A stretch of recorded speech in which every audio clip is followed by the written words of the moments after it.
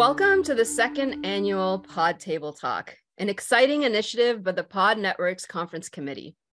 I'm your fabulous host, Pamela Roy, a longtime member of the Pod Network and former chair of the Pod Diversity Committee. This year, we're going to be discussing factors to consider when creating audience engagement for both online and face-to-face conference sessions. We have 4 guests joining me today. First, Anna Santucci, Associate Professor in Teaching and Learning Enhancement at University College Cork. She also recently moved from Rhode Island.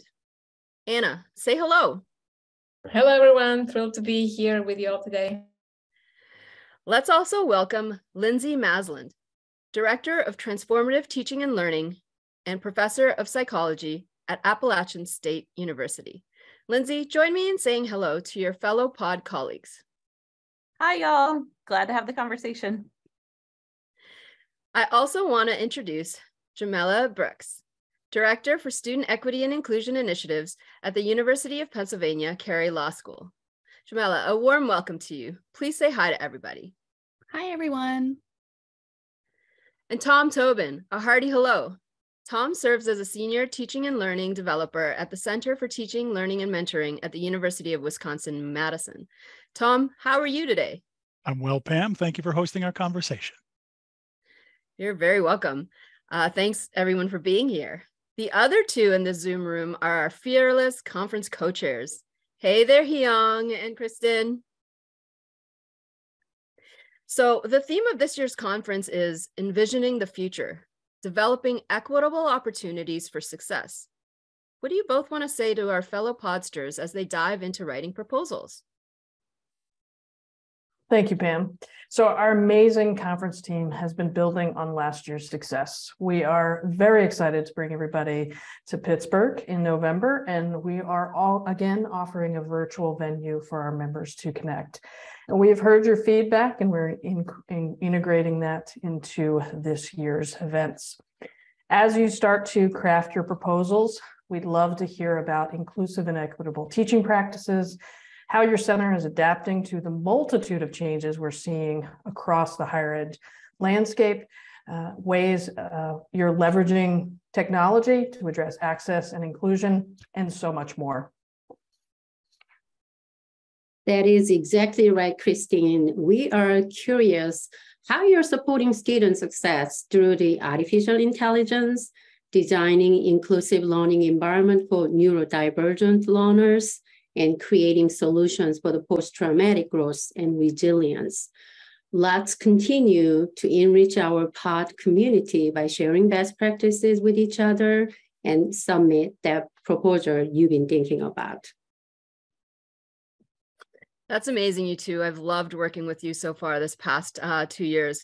Thanks for that warm and inspiring invitation. You've definitely enticed me, at least, and I think you've given our group something really important to build on. But for now, I hear your hands are pretty full with all of this other conference stuff. So I'm going to say goodbye, and thank you all for joining us.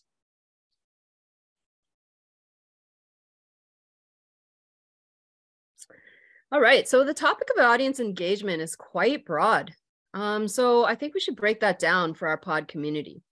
There are so many elements that go into making a session engaging. The presenter's body language, visuals that are used, purposeful interaction, and so much more. Jamiella, when you've led a session or been a participant, what types of engagement have made the session memorable for you? I think it's important to let people know that y'all can take risks and be creative. The pod conference isn't quite like other academic conferences. Those can be really stiff. And I've been, at plenty of sessions, some offer like a soundtrack as people file in and they encourage dancing. I really like sessions where people make it personal. So they connect what it is that they're teaching about to stories or their students or their kids if they're a parent, or even a funny story about a teaching moment that didn't go as expected. I think it's really important though to remember that, we have to connect it, or I think it works best when you connect it to the topic of the session in some way. And so just One random example is I once did a talk where we broke down TLC's no scrubs as a way of showing students how to write an essay. So you got to make your point. I don't want no scrubs. You got to reiterate that point, add new relevant data to this. This is why I don't want no scrubs, and then reinforce your thesis. So it was really fun. It was definitely risky, but I think that when you combine intentionality and creativity, you can go really, really far. Yeah, thanks for sharing that. That I totally agree. And I would have loved to be in that room with you when you did that. So participants often remember that interactions they have in a session so much more than the content itself. So like Anna, Lindsay, Tom, what about you? What has made a session memorable for you, especially when it comes to interactivity? I'd love to hear your thoughts. And with Pod, we have like an online conference as well as an in-person conference. So if you can speak to the online environment, that'd be awesome. Well, Jamiella talked about intentionality, and I think that's a key piece in the online space as well. That the word that comes to mind is intentional choreography with the tools, with the medium at hand. And I would say that the sessions that jump to mind in my memory are the ones that seamlessly use the how for a clear why, for a clear purpose. And bear in mind that I'm saying this as someone who didn't have any experience in online learning before the pandemic, but in the experience that we've all shared, I think facilitators who think critically about participation and alignment with the core learning at hand adapt with more agility to any medium, precisely because of that grounding in what matters. And so experiencing online events, not only as part of the POD conference, but also as part of the professional development community, the scholarship committee, other things that get offered throughout the year has been so valuable for me. So the point that I'm making here is leverage and lean on your networks, the POD resources that are available, the submission guidelines, and hopefully what we're doing right now. I'm reminded of how important it was for me to actually take into account the tips that we received in terms of intentional conferencing when we went online from the mindfulness and contemplative pedagogy SIG. I'm absolutely very susceptible to that. It's so easy in front of your computer to get distracted and sucked away into something else and not be completely present. So an engaging session for me doesn't allow you to do that. It grabs you from the very beginning, quite literally, in terms of which tab you're going to open. And that's, that can be achieved with a motivational opening. We've talked about music as an entry point, a powerful question up on the screen, a simple task to complete in chat. Just that idea of how, as the host, you're opening the door and welcoming people to a gathering. And for me as a theater person, I think about it as a ritual, right? How you're setting the stage. And the use of time becomes particularly important maybe in the online space. That's why I'm thinking of the word of choreography. What is the structure that I'm putting in place that actually empowers participants to have agency, whether in the breakout rooms or individual reflection or tasks? And there are so many examples of sessions that I was thinking that have done this really well. If we have the opportunity to share our stories and engage in those moments of collective healing, powerful ways of doing that involve leveraging anonymity versus, what are the things that you want to ask maybe in an anonymous poll, as opposed to actually having people talk to each other with their full identity present, and just balancing the space that you're comfortable facilitating, which tools you like or not like, but not putting on too many bells and whistles. One of the best advice I got when I was still a graduate student as a facilitator is that less really is more. I remember the moment in an online session in 2020, I think it was Isa's Arts Vega session on grading for equity, when the potential of the chat really hit me fully. Simple and right there and available. Yeah, Anna, you're sparking an idea for me here. Listeners, all of the tips that Anna's talking about, she's talking about satisfying the psychological needs of our audience, of our participants. That's what makes online and in-person sessions engaging. And that's got a threefold structure to it. We need a compelling reason to come into the conversation with you. So bonus points if participants themselves have a chance to define the problem, figure out what the gap is or the need for themselves. We also need information that helps us understand and address the topic. This is what we all do well when we're doing presentations. And we need opportunities to explore, practice, probe, question, play with the new ideas. And this is something that you don't really do naturally. You have to plan for it. So in well-run online presentations, there are purposeful moments where all three of those things happen. Now, I talked about psychological needs. I'm not a cognitive psychologist by training. Fortunately, Dr. Lindsay Masland is a psychologist. Yes, it is true. And I guess ironically, or maybe not ironically, my area of scholarship just so happens to be engagement. So I think it's important, though, to remember that engaging is not a synonym for entertaining. And I've been in plenty of presentations that are one, but maybe they're not the other. And when it comes to learning something from a session, which I think is the goal here, research says that engagement is really where it's at. So when I'm developing a session, it helps me to remember that there's three kind of general types of engagement. There's behavioral, cognitive, and emotional. So behavioral engagement is what you're seeing actually in the video here, right? Smiles, head nods. It might also be participants kind of consenting to engage in whatever activities you presented, a gallery walk, a turn and talk. But the other two types of engagement are a little bit harder to see. So emotional engagement is when the participants feel affectively connected to the session. Sure, you can do this with purely fun activities, things that feel entertaining, but you can also do this by connecting to things that your participants care deeply about. So how does your content help someone to love their job more, for example, or how does it make the world a better place? And then we also have to attend to cognitive engagement. And this is the one that's the hardest to observe, but it could possibly be the most important. So we're talking about participants doing something with the info that's in their heads, right? You know, that active learning thing that we've maybe heard something about.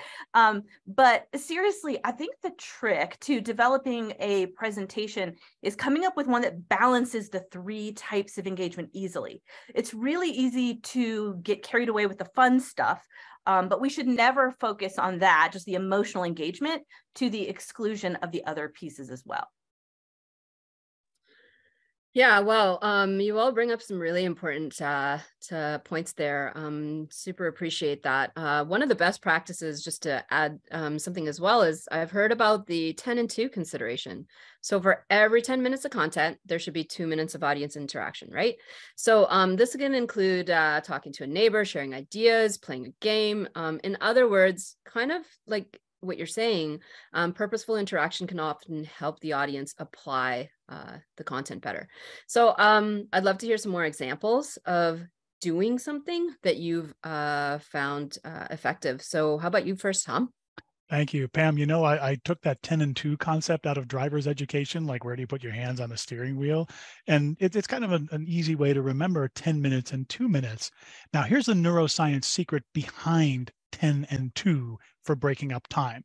The action that we ask people to take for that 2 minutes doesn't even have to be connected to the information that we shared from the 10 minutes of our presentation. The very act of taking a pause for action helps move things from short-term into long-term encoding in your brain. Now, in webinars especially, I like to give participants choices of what to do with their 2 minutes, right? I'll set up breakout rooms for those who want to talk with colleagues, but I'll also explicitly invite folks just to lurk and think in their own heads or stay in the main room with me. Not everybody has to go into the breakout area. So I always try to use some cues to set those 2 minutes apart from the content part of the presentation too, like playing some light music. The key is for me as the presenter to stop talking and sharing new things, to shift into pause mode fully and honor the time for thinking. Tom, so true, and super well put. Thanks for that.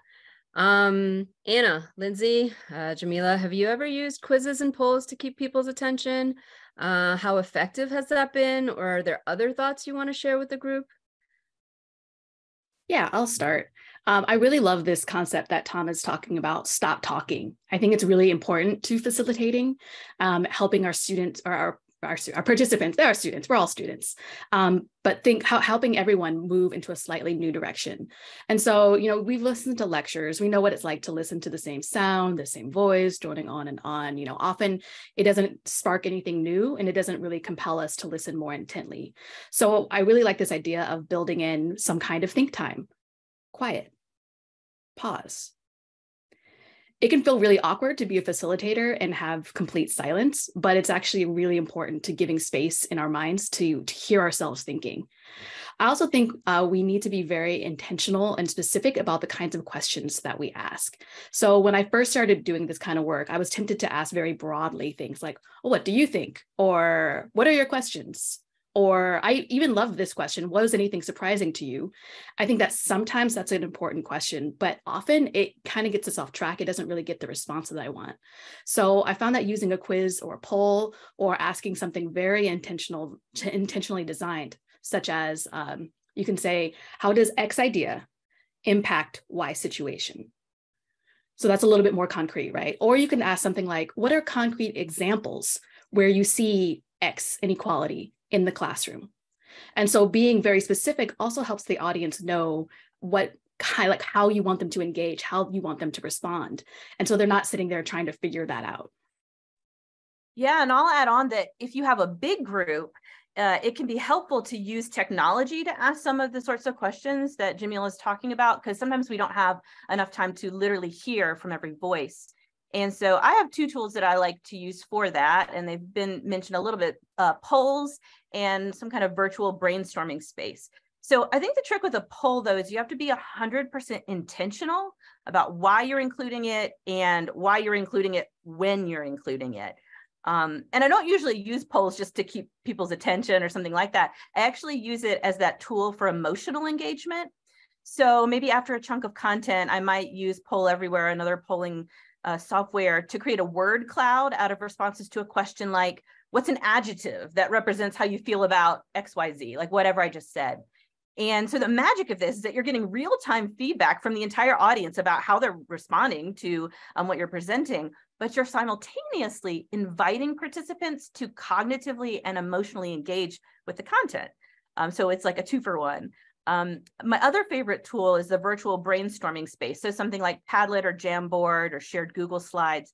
And these, I think, are great when you want participants to share more than just a word or two, right? When you want them to really dig in, really apply your content to their context. Or maybe you want to unearth hidden expertise in the topic that's in the room, right? Stuff like that. But again, I use none of these tools just because. I always use them when I think that they really help support whatever type of engagement that I'm after. I'm just it's so excited to listen to y'all, because everything that we're saying is so connected, right? And the giving options, giving specificity in the prompts, the why and how we do what we do. I guess I'll bring in what that means for me as someone with a background in intercultural studies and theater studies.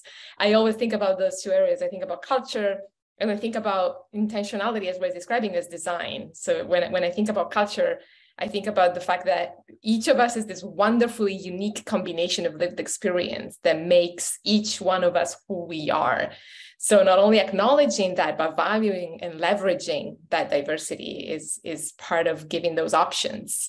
And when it comes to intentional design, I think about the facilitation of our experience as a director that is there to allow others to act, thinking about active learning there. So the timing, the cues, the script, but with some flexibility in there so that you're enhancing the other's experience to participate actively. So whether it's the handouts to follow prompts and jot down ideas, or in-person gallery walks or Google Slides, all the tools that Lindsay has been mentioning as well, unearthing that expertise in the room is something that I would definitely highlight. I know for a fact that in any pod event, there will be so much wisdom in the room, and the best sessions are the ones for me in which the host performs well that responsibility to allow for the generous sharing of experience and expertise that is a staple of pods. So I guess for me, that's kind of when I look for a positive outcome indicator as a facilitator, is when I learn more that I knew before the session by the end of it.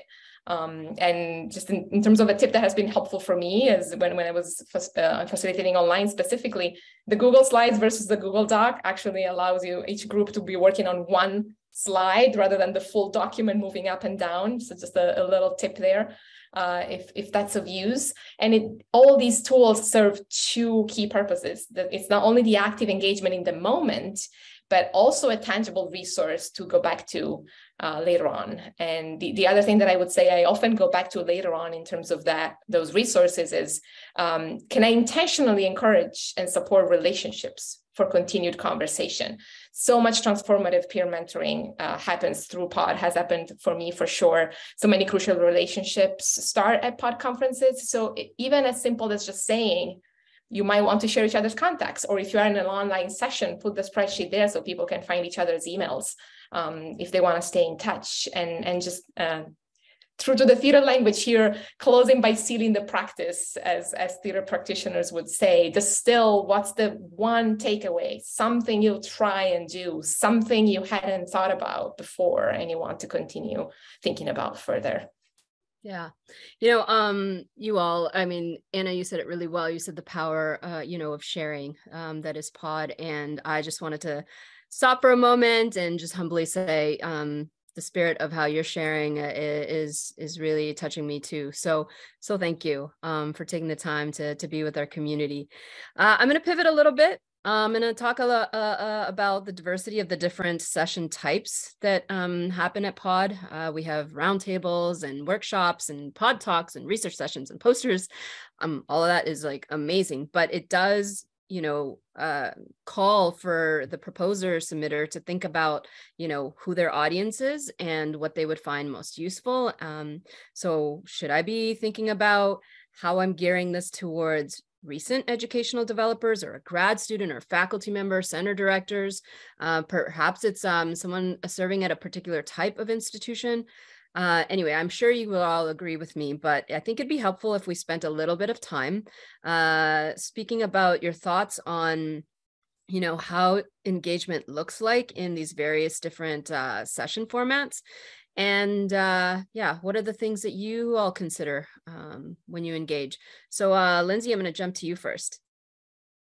Well, I mean, for me, this is essentially like a situational factors question, right? Or it's an empathy mapping exercise. We're asking ourselves, how are the learners likely to experience this thing I'm creating? What are they going to feel, say, do, et cetera? What are the affordances and the constraints of a particular modality or a particular format? What biases and needs do I, as the facilitator, bring into this learning experience? I mean, we know how to support our colleagues in doing this sort of work in their classes, right? So we just need to do this sort of work ourselves. So if I'm doing something that's really short, like a pod talks, I don't even have time for the 10 and 2 strategy, really, because those are 10 minutes, right? So instead, I have to rely on crafting like a really powerful narrative that might invite maybe minimal behavioral engagement, but that's leaning really heavy into the emotional and the cognitive aspects, right? But then if we're talking about something like a workshop, though, now I have the time to engage people within and across differences, to invite in those varied perspectives, to sit with what's sometimes a non-tidy narrative, which might be different than a pod talks. So I think for me, the key is to embrace that each session format that we're working with has its own type of situational factors, its own affordances, its own constraints. And that's what's most helpful for me, just trying to embrace the reality that any given context is going to encourage certain things and it's going to discourage other things. It reminds me of the emergent strategist, Adrienne Marie Brown. She's got this quote that I love that says, "Your no makes the way for your yes. Boundaries create the container within which your yes is authentic." And that's really how I'm thinking about these kinds of contextual factors you're talking about. To me, they're essentially like a kindness that helps you to tailor your message right to its most authentic version. I'm just like sitting deeply with that quote. I think I scribbled this down correctly. So your no makes the way you are yes. Boundaries create the container within which your yes is authentic. I love that. Yeah. Your no makes the way for your yes, right? So if you say yes to everything, what does that mean? If you say no to everything, what does that mean? But if you have clear yeses and clear nos, it's clear what you are authentically saying yes to. Awesome. Thanks, Lindsay. Others, what do you think? I'll jump in here really quickly. I think that those responses are really, really important, thinking about this question of having a powerful narrative. And I would also just add to that, it's hard to envision an audience if you don't have one already.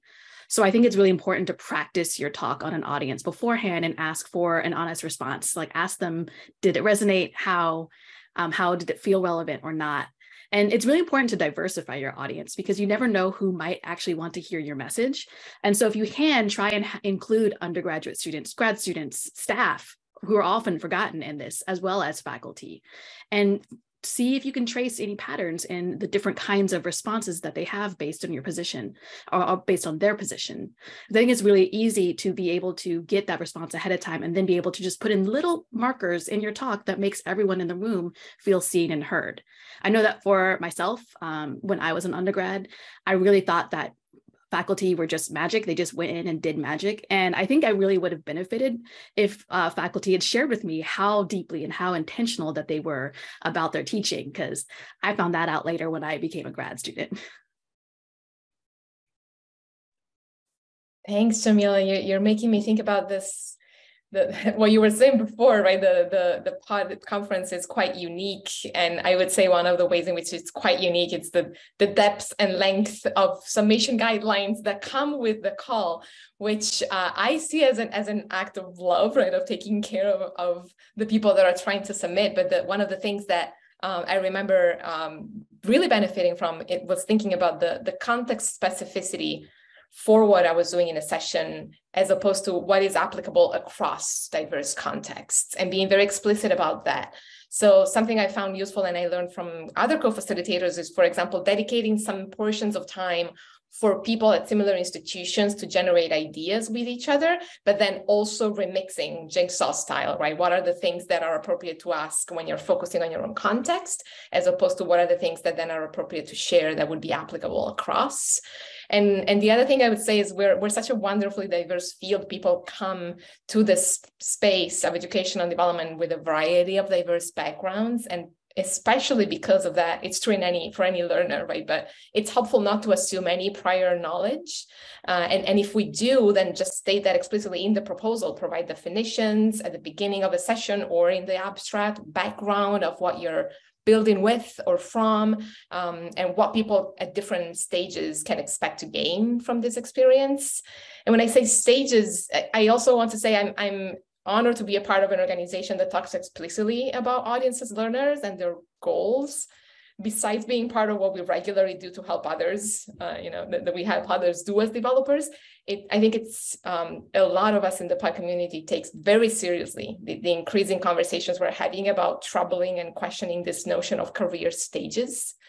And that means centering skills building and transparency about the pathways available in a role, as opposed to gatekeeping performance goals of expertise, right? And I'm honored to be able to learn from colleagues who model that hospitality in their attitude, in the way they facilitate, and the conference is a great example of that. Where can I open up an opportunity for transparent skills building as a guide on the side, as a coach, and maybe this is one more helpful thing to say. This is just me, my preference and perspective, but I rarely facilitate alone. I facilitated with some of the speakers in this talk as well, and there's just nothing for me like the opportunity to talk things through, including strategizing for engagement with a co-facilitator. You just can't beat that augmentation of potential for relating to another person's lived experience, right? We just have more of that empathetic capability if there's more than just one of us thinking about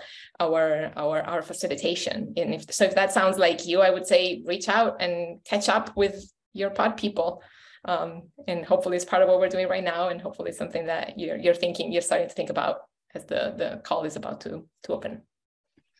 One final idea that sometimes gets lost in the mix, and it follows from what Lindsay and Jamiella and Anna have already shared. We often think about our presentations as ways to show everything that we know about a topic. Rather, if we start from a place of sharing one big idea, one big challenge, one provocative thought, our purpose shifts from cram in every last detail to let's start the larger conversation. We should show that we're serious and comprehensive, and that we've done the research. That's what your handouts are for. The presentation itself should be more skeletal, focused on your audience's needs. Yeah, I couldn't agree with you all more, and I appreciate everyone just taking the time to be real in this space. So I want to call in an opportunity for us to be brave for a moment, and I also want to be mindful of our pod colleagues. So maybe we can try to wrap up our discussion in the next 10 minutes or so. So good intentions are not enough to make the participants feel welcome into a space. So I'd love to hear how you've honored the lived experiences of people, how you've created shared respect, how you've modeled your own identity in the session that makes people feel heard and that builds upon trust. Anna, do you want to jump in first with a couple of brief comments? Sure. Here we go. Here's the question, right? It's impossible to provide any checklist for intentionally equitable facilitation, but because there's no one correct way to do it, and a lot of it depends on what feels authentic for each of us. But I'll give it a shot to get us started. So building with what you said, lived experience present in the room, which is why no one session or lesson will ever be the same, even if you do it again, because the humans that you're learning with will be different. And modeling for respect and trust, which I would say can only be given, it cannot be demanded.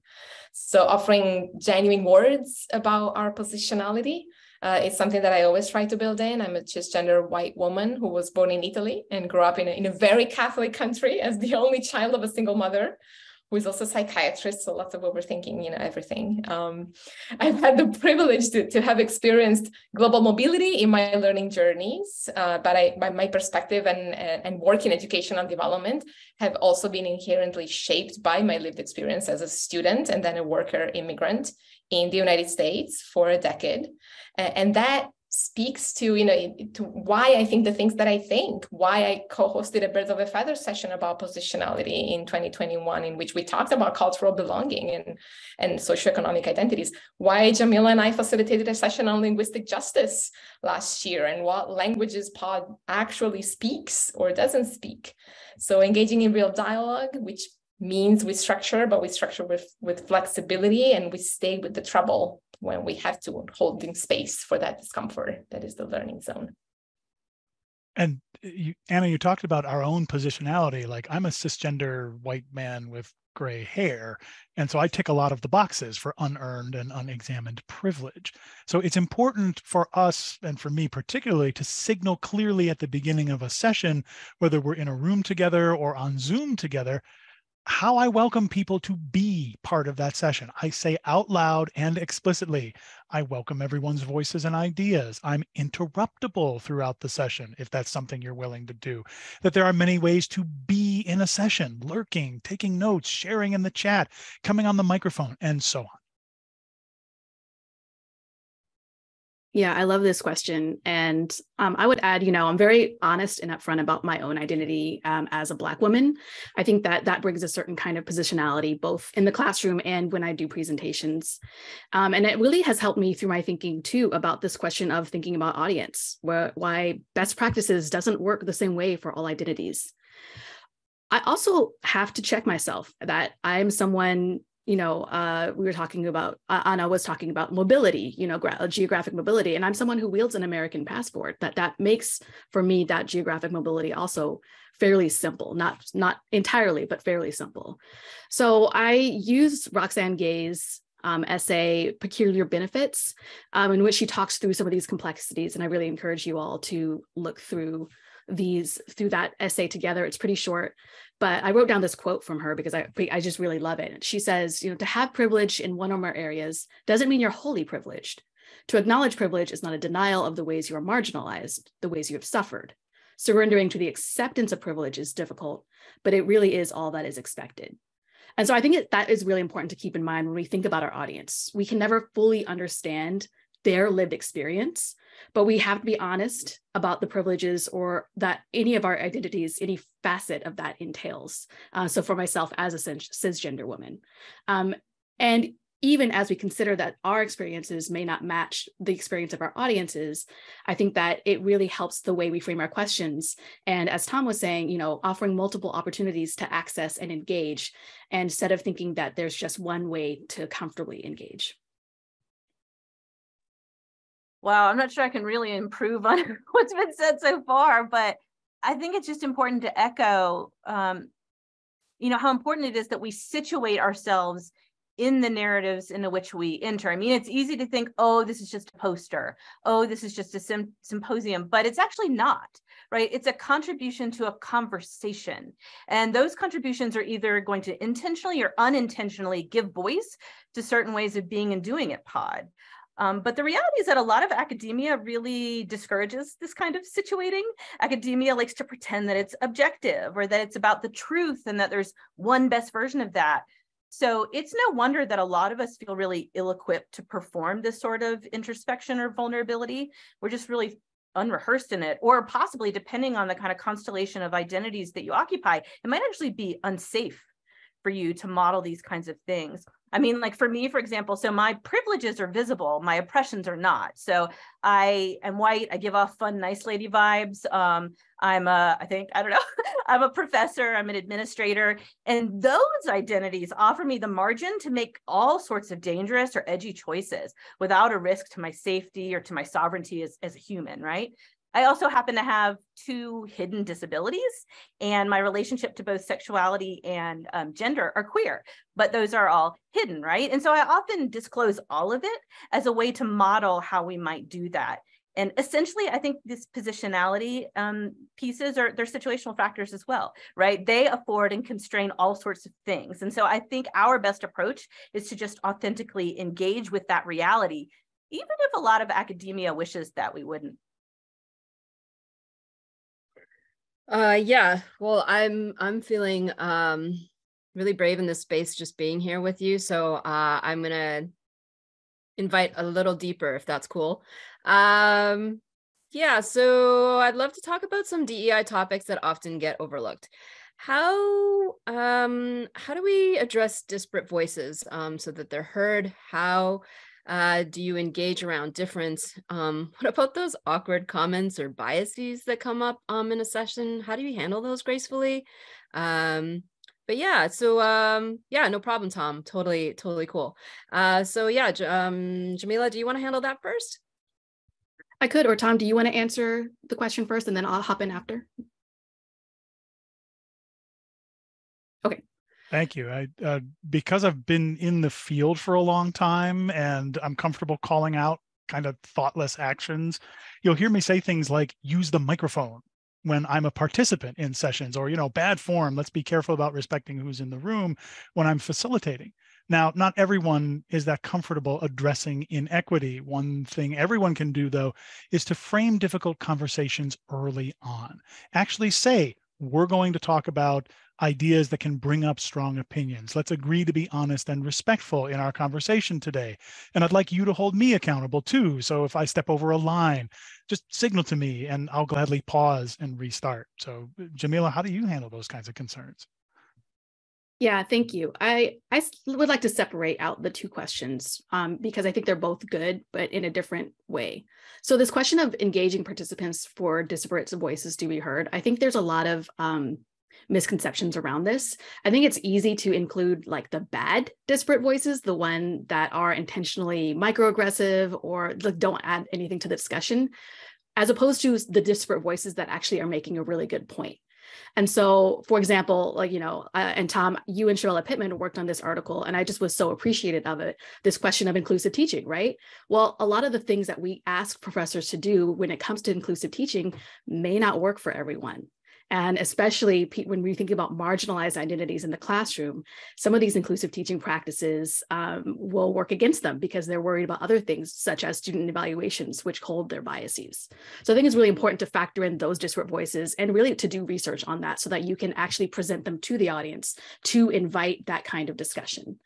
So the other facet of the question for thinking about like awkward comments or biases is to really remember our own moments of learning.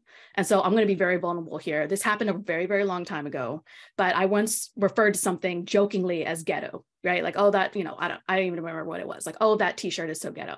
And someone really gently called me in and said, like, that's just not appropriate to use that language.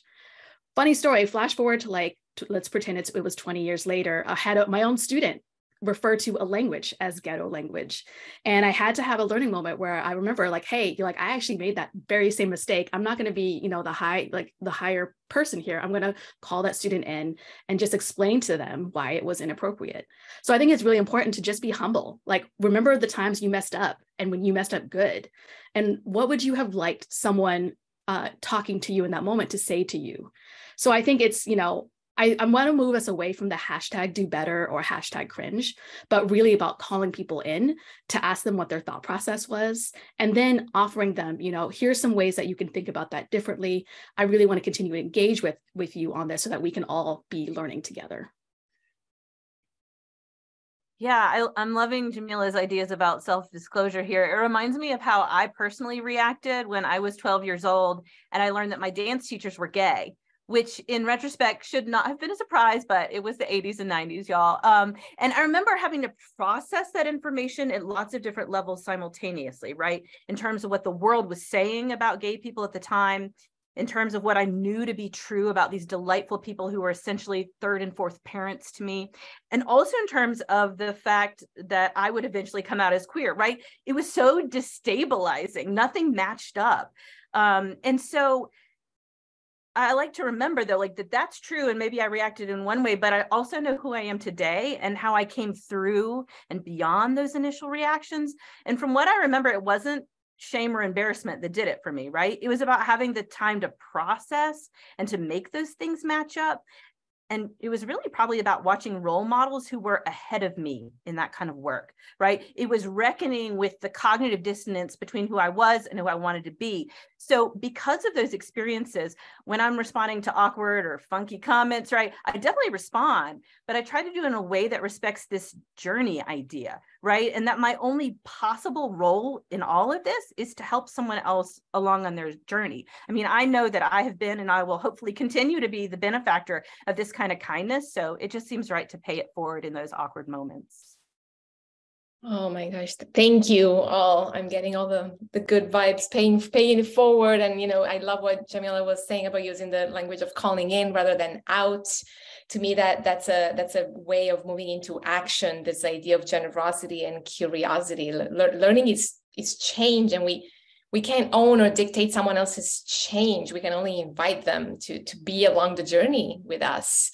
And so choosing to be relationally curious, not about the other person, but with the other person, to me, is the way to unlock how we can co-create each other and unlock a potential for more than we are on our own. And I also want to echo that piece about humility that Jamiella was sharing. Such a helpful reminder to embrace those moments as opportunities for looking at something from a new perspective that I hadn't considered. In intercultural competence, we call it perceptual flexibility, right? How can I strive to practice and model interculturally sensitive facilitation? So something that comes to mind is an activity that has been very helpful for me. The acronym is DIE, describe, interpret, and evaluate. Our brain normally doesn't separate these things. Our brain just processes information all at once because of that fight or flight. We just need to make a judgment call right away.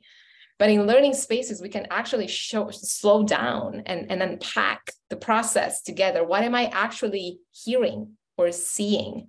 Describe the sensory intake first. Stop at that. Then interpret.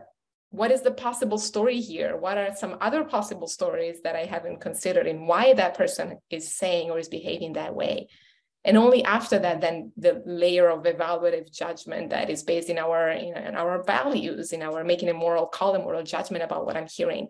And role models, as Lindsay was saying, facilitators I've had the pleasure to learn with, I distinctly remember noticing their patience and just relentless welcoming of the other person, of the human who just said something that we disagree with. And I guess the good practice that we maybe haven't mentioned yet there, co-creation of those discussion guideposts, or whatever we want to call them, group norms for engagement. I'm not a huge fan of the word norms, but I call them, let's be together this way, or what's the way you want to show up and be present today. And when time is short, I've found it helpful to for example, choose to provide a list of guidelines or those guideposts that we want to share, but then just give a couple minutes for someone to individually silently choose one that feels like something they want to work on doing better, and focusing on that one for the day, if there isn't, for example, the time to actually co-construct them and discuss on the day of. Awesome. Anna, thank you so much. Lindsay, Jamiella, Tom, thank you so much. We do need to wind down. I want to be mindful of everyone's time and also our pod colleagues. And so I think we've given everyone quite a bit to digest. And yeah, in closing, just want to say, if you have any questions about the call for proposal, don't hesitate to reach out to the conference team. I want to wish everyone from my heart happy writing as they move forward. And yeah, just thanks for pausing in the afternoon today to share your full selves with us today. So thank you to each of you. Cheers. Good luck, everybody. Thanks all. Thanks, everyone.